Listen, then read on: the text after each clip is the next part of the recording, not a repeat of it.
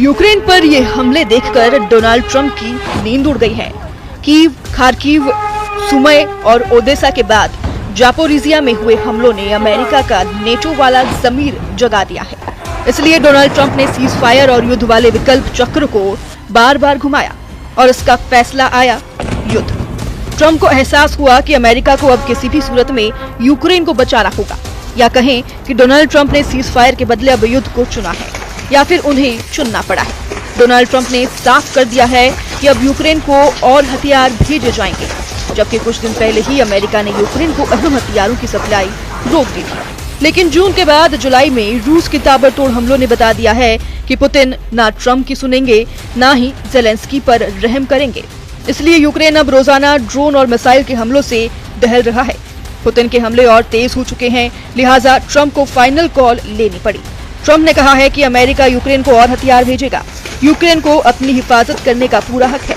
उधर ट्रंप से जब पूछा गया कि क्या वो यूक्रेन को और हथियार भेजने की योजना बना रहे हैं, तो उन्होंने कहा, चौंकाने वाला बयान। अमेरिकी राष्ट्रपति ने कहा कि हम यूक्रेन को कुछ और हथियार भेजने वाले हैं, हमें भेजने भी होंगे, उन्हें अपनी रक्षा करनी है, उन पर अभी बहुत तेजी से हमला हो रहा है, हमें और हथियार भेजने होंगे। ये ज्यादातर बचाव करने वाले हथियार हैं, उन पर बहुत ही ज्यादा हमला हो रहा है।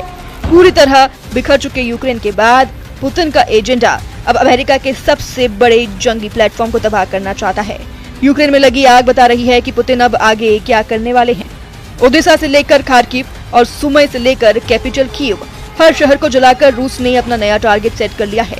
यूक्रेन के राष्ट्रपति व्लादिमीर ज़ेलेंस्की का दावा है कि एक हफ्ते में रूस ने 1270 ड्रोन, 39 मिसाइलें और करीब 1000 ग्लाइड बम यूक्रेन पर दागे हैं। इसलिए ये यूक्रेन का सबसे खूनी हफ्ता बताया जा रहा है। इन हमलों में यूक्रेन के 11 लोगों की मौत हुई तो करीब 100 लोग घायल हुए हैं। यूक्रेन की तबाही देखकर नेटो भी तेजी से ज़ेलेंस्की के पीछे लामबंद होने लगा है। फ्रांस के राष्ट्रपति इमैनुअल मैक्रों ब्रिटेन के 3 दिन के दौरे पर आए हैं। फ्रांस और ब्रिटेन वो देश है जो यूरोप के सबसे शक्तिशाली देशों में है और नेटो के फ्रंट की सबसे मजबूत सेनाओं में भी गिने जाते हैं। दोनों ही परमाणु शक्ति है और संयुक्त राष्ट्र सुरक्षा परिषद के स्थायी सदस्य भी। जाहिर है कि मैक्रों और ब्रिटेन के प्रधानमंत्री केयर स्टारमर की मुलाकात में पुतिन का युद्ध छाया रहेगा। पुतिन ने यूक्रेन पर हमले करके बता दिया है कि अब वो नेटो तोड़ युद्ध की शुरुआत कर चुके हैं। यूक्रेन में पुतिन के हर हमले की तस्वीर बता रही है रूस का एजेंडा अब ट्रंप के ख्वाब तोड़ देगा। चौथे साल में चल रहे युद्ध में पुतिन अब यूक्रेन को आगे बिल्कुल भी बख्शना नहीं चाहते। हर हमले के साथ उनकी फायर पावर लगातार बढ़ती जा रही है और यूक्रेन में अब तक 12,000 से ज्यादा लोगों का खून बहा चुकी है। यूक्रेन के हर बड़े शहर को पुतिन की मिसाइल और कामिकाज़े ड्रोन दहला रहे हैं और इन्हें रोकना अब ज़ेलेंस्की के बस की बाहर की बात हो चुकी है। यही वजह है कि ट्रंप ने पुतिन को लेकर बहुत कड़वे शब्दों का इस्तेमाल किया है। ट्रंप ने जो कहा है उसके मायने साफ हैं कि पुतिन के सिर पर खून सवार हो चुका है। ट्रंप बता रहे हैं कि पुतिन अब ना रुकेंगे, ना माफ करेंगे।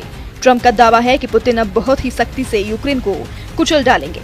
अमेरिका राष्ट्रपति ट्रंप का दावा है कि अगर मैं किसी युद्ध को रोक सकता हूं क्योंकि मेरे पास वो ताकत है तो मैं जरूर रोकूंगा। सच कहूं तो मुझे दुख है कि राष्ट्रपति पुतिन ने इसे नहीं रोका। मुझे ये अच्छा नहीं लग रहा है। इससे पहले यूक्रेन में युद्ध को लेकर ट्रंप के ऑफिस में बड़ा अलार्म भी बजा था और ट्रंप के आदेश पर पेंटागन ने ऐसा फैसला किया, जिसके बाद ज़ेलेंस्की के पैरों तले जमीन खिसक गई। पेंटागन ने कहा कि अमेरिका के पास हथियारों का स्टॉक कम हो रहा है, यानी अमेरिका के अपने हथियार खत्म होने वाले हैं। इसलिए यूक्रेन को कुछ हथियारों की डिलीवरी रोकी जा रही है। इनमें अमेरिका की पैट्रियट एयर डिफेंस सिस्टम की मिसाइल थी, हाइमार्स मल्टी रॉकेट सिस्टम के रॉकेट थे, हेलफायर मिसाइल और 155 मिलीमीटर वाली तोप के गोले शामिल थे। ये वो जरूरी एयर डिफेंस सिस्टम और उनके मिसाइल हैं जिनके जरिए ज़ेलेंस्की पुतिन के ड्रोन और मिसाइल अटैक को रोकने में बहुत हद तक कामयाब रही हैं। रूस न सिर्फ यूक्रेन के बड़े सैन्य ठिकानों पर हमला कर रहा है, बल्कि उन सेटर्न्स को भी टारगेट किया गया है जहां यूक्रेन की सेना नए सैनिकों की भर्ती कर रही है। हालांकि उसके जवाब में यूक्रेन ने भी कई हमले किए हैं और रूस का दावा है कि ज़ेलेंस्की की फौज ने 5 दिनों के अंदर 13 रूसी इलाकों पर 91 ड्रोन से हमले किए हैं। इससे पहले भी यूक्रेन ने रूस के सैन्य ठिकानों, तेल रिफाइनरी और हवाई अड्डों को ड्रोन से टारगेट किया है। सबसे खतरनाक तो ज़ेलेंस्की का मेन ऑपरेशन स्पाइडर वेब था, जिसमें यूक्रेन ने रूस की 4 एयरबेस पर 117 ड्रोन से हमला किया था और पुतिन के कई परमाणु बम वर्षक और फाइटर जेट तबाह कर दिए थे। ज़ेलेंस्की की शिकायत है कि पुतिन अब कई देशों के साथ मिलकर यूक्रेन को तबाह कर रही हैं। यूक्रेन के राष्ट्रपति व्लादिमीर ज़ेलेंस्की का दावा है कि आज रूस का कोई भी बड़ा हथियार ऐसा नहीं है जो पूरी तरह अपने रूस में बना हो। उसमें दूसरे देशों के पुर्जे, मशीनें या बाकी सामान होते हैं। दुख की बात तो ये है कि इसमें कुछ यूरोप और नेटो देशों से भी आती है। ये बंद होने चाहिए। हर रूसी मिसाइल, ज्यादातर ड्रोन और वक्तबंद गाड़ियों में ऐसे पुर्जे पाए जाते हैं। सिर्फ चीन ही नहीं, ताइवान, यूरोप के देशों और अमेरिका से भी सामान आते हैं। यही युद्ध को लंबा कर रहा है। ये एक अपराध है। हम सब समझते हैं कि इस युद्ध की बड़ी वजह और यूरोप के लिए लंबे समय तक खतरा रूस है। लेकिन सच ये है कि हम सिर्फ रूस का सामना नहीं कर रहे हैं, हम एक पूरे नेटवर्क का सामना कर रहे हैं जिसमें कुछ देश और कुछ गैर सरकारी समूह शामिल है। ये हिंसा और हमले को बढ़ावा दे रहे हैं। इस नेटवर्क में रूस, उत्तर कोरिया, ईरान और चीन की कुछ कंपनी शामिल हैं। पुतिन के इरादों को टक्कर देने के लिए यूरोप में नई कोशिश शुरू हो गई है। ज़ेलेंस्की हर उस शख्स तक पहुंच रही हैं जो यूक्रेन को हथियार दे रहा है या फिर आगे दे सकता है। यानी ज़ेलेंस्की लगातार सप्लाई रूट बरकरार रखने के लिए फील्डिंग कर रही हैं। क्योंकि अगर यूक्रेन को हथियार मिलने बंद हुए तो समझ लीजिए कि ज़ेलेंस्की की सेना 24 घंटे भी पुतिन के आगे नहीं टिक पाएगी। और ये बात डोनाल्ड ट्रंप भी बहुत अच्छी तरह जानते हैं। यूक्रेन में पुतिन के हमलों के बाद ऐसी ही तबाही नजर आती है और तस्वीर बता रही है कि पुतिन अब क्या करने वाले हैं। क्योंकि ड्रोन और मिसाइल धमाकों के बाद यूक्रेन के शहर वैसे ही नजर आते हैं जैसे इजराइल की बमबारी के बाद गाजा नजर आता है। खार्किव को जलाकर रूस का अगला टारगेट कौन बनने जा रहा है, ये तस्वीरें बता रही हैं। कैपिटल कीव से लेकर खार्किव और सुमय, हर शहर में रूस की फौज लाशों का पहाड़ खड़ा करना चाहती है। लेकिन परमाणु बेस पर हमले के बाद यूक्रेन पर रहम के लिए अब पुतिन के दिल में कोई जगह नहीं। 3.25 साल के युद्ध में पुतिन के शोलों की तादाद बढ़ती जा रही है। रूस में सुरक्षा परिषद के उपाध्यक्ष दिमित्री मेदवेदेव, जो रूस के राष्ट्रपति भी रह चुके हैं, उन्होंने कहा है कि यूक्रेन को लेकर अब बस एक मकसद है, संपूर्ण जीत और यूक्रेन में नाजीवाद हुकूमत की 100% तबाही, जिसे पुतिन पूरी तरह से खत्म कर देना चाहता है। पुतिन के लिए भी एक चौंकाने वाली खबर है। रूस के परिवहन मंत्री रोमन स्टारोवोइट की मौत ने पूरे रूस में हड़कंप मचा दिया है। रूस के अधिकारी इसे आत्महत्या बता रहे हैं। लेकिन पुतिन के मंत्री की मौत की खबर उनके बर्खास्त होने के कुछ घंटों बाद आई।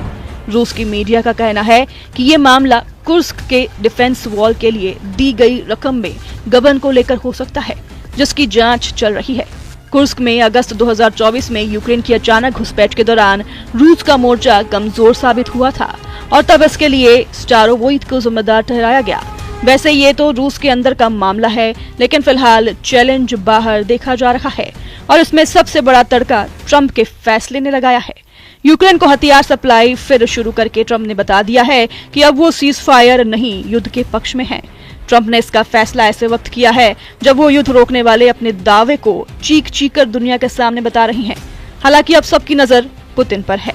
रूस में परमाणु बेस पर हमले ने पुतिन को बड़ा झटका दिया है, इसलिए यूक्रेन पर रहम के लिए अब पुतिन के दिल में कोई जगह नहीं। खार्किव और ओदेसा पर हो रहे ड्रोन हमलों और मिसाइल अटैक ने ज़ेलेंस्की को चारों खाने चित कर दिया है। हर तरफ आग और आग बुझाने की कोशिश लगातार जारी है, लेकिन ये आग इसलिए नहीं बुझ रही। 3.25 साल के युद्ध में शोलों की तादाद बढ़ती जा रही है। अब पुतिन के बाद इस युद्ध की आग में ट्रंप के फैसले ने पेट्रोल डालने का काम कर दिया है। Bureau report, news 18।